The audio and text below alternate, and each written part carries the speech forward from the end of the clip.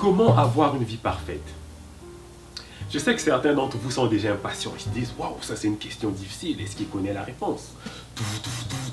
Le suspense. Mais ma réponse est très simple. Si vous voulez avoir une vie parfaite, arrêtez de vouloir une vie parfaite. Ok, ça a l'air que je suis en train de jouer avec les mots, mais ce que je vous dis est très vrai. La vie parfaite, ça n'existe pas. Ok? Je sais, pour la plupart des gens, vous allez me dire, oui, je le sais, ça n'existe pas. Mais il y a certains pour qui j'ai vraiment besoin de répéter ça. Parce que moi aussi, j'ai fait cette erreur de penser que je sais que la vie parfaite n'existe pas, mais on dirait que dans mon cerveau, il y a toujours quelque chose qui fait comme, waouh, quand mon projet fonctionnera, je serai plus heureux, ma vie sera plus parfaite, genre. Puis, on est nombreux à faire ça.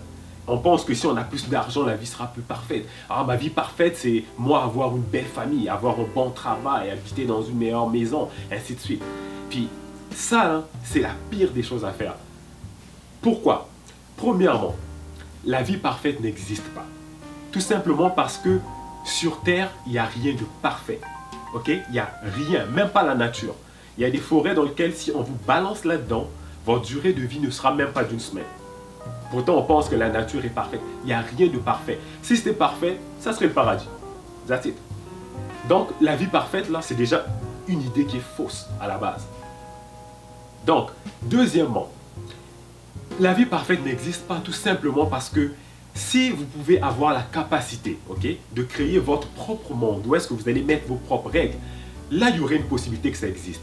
Mais parce que le monde dans lequel vous vivez ne vous appartient pas, c'est pas vous qui avez créé les maisons, les personnes, les rues, les arbres, eh bien ça ne sera jamais parfait. Parce que chacun a son idée de la perfection. Donc, la vie parfaite, it makes no sense. Ça n'existe simplement pas. Puis, arrêtez d'avoir cette impression que, oui, si j'étais telle star, par exemple, ma vie serait plus parfaite, genre. Si vous étiez cette star, vous allez vous rendre compte qu'en fait, que sa vie n'est pas parfaite. Puis c'est elle-même, la personne, elle le sait, que sa vie n'est pas parfaite. Parce qu'il y a toujours des problèmes. Il y a la mort qui est toujours là. Que vous ayez de l'argent, des femmes, des maisons. La mort, elle va vous kick out un jour. Vous ne pouvez pas échapper à ça. Les problèmes, ça ne rate personne. Millionnaire ou pas millionnaire, vous allez en avoir. Des ennuis, des litiges avec des gens, des problèmes de température, le gouvernement. Vivez juste votre vie. Arrêtez d'avoir cette idée que je cours après certaines choses ou si j'ai un homme dans ma vie qui m'aime, ben je serai plus, ma vie serait meilleure, quoi. C'est comme ma vie de rêve, ainsi de suite. Ça n'existe pas. Puis la dernière chose, voici ce que moi je vous suggère à la place. Au lieu de toujours avoir cette impression que comment je peux faire pour avoir une vie plus parfaite, ainsi de suite, remplacez ça. Vie parfaite, remplacez cette expression par une vie que j'aime. Ça fait du sens. N'importe qui est capable de développer une capacité d'aimer sa vie. Puis, honnêtement, quand on voit les deux extrêmes, ok, extrême pauvreté et extrême richesse, la seule chose qui vous accompagne dans ces deux-là, c'est cette capacité d'aimer ce que vous avez, c'est-à-dire votre vie, ou pas du tout. Puis moi, j'ai été dans les deux. J'ai été dans l'extrême pauvreté, si je peux vraiment me permettre de le dire. Imaginez, vous êtes dans une guerre, dans une forêt, il pleut, vous n'avez aucun toit sur vous, vous avez juste une couverture. Vous dormez exactement par terre. C'est difficile d'aller plus bas que ça. Ok, j'y ai goûté.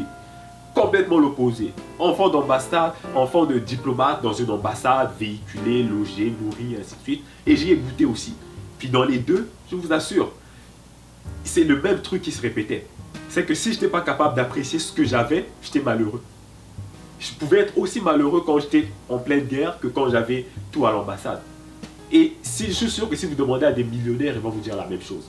Vous pouvez avoir des millions que vous êtes malheureux.